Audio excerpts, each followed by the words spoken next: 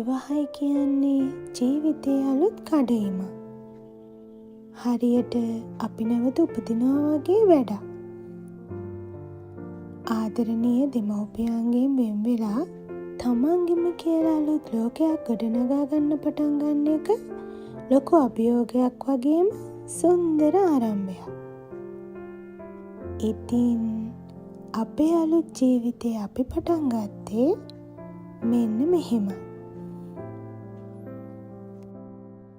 මේ තමයි අපේ පුංචි නිවහන. මහ ලොකු දේවල් අපිට එදා තිබුණේ නැහැ. හැබැයි එක දෙයක් තිබුණා. ඒ තමයි අපිට පුළුවන් කියන විශ්වාසය.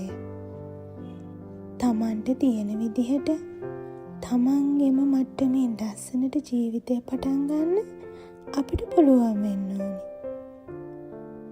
අපි දෙන්නත් පටන් ගත්තේ ඒ විදිහටයි. දැන් අපේ විවාහ ජීවිතයට අවුරුදු 1.5. අද ආපහු හැරිලා බලද්දී අපේ පුංචි ආරම්භය හරිම සාර්ථකයි කියලා මට හිතෙනවා.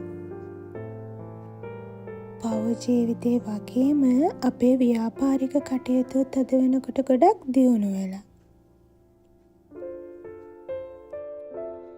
අලුත් සම්බන්ධතා එක්ක අපි අද ඉන්නේ එදාටත් වඩා ගොඩක් ශක්තිමත් තැනක.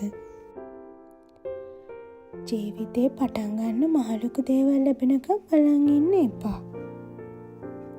පුළුවන් විදිහට තියෙන දෙයින් පටන් ගන්න. මොකද ඒ නිහතමානී පටන් ගැනීම තමයි ලස්සන අවසානයකට යන සුන්දරම අඩිතාලම වෙන්නේ. අපි වගේම ඔයාලගේ හීනවලට පණ දෙන්න අදම පටන් ගන්න.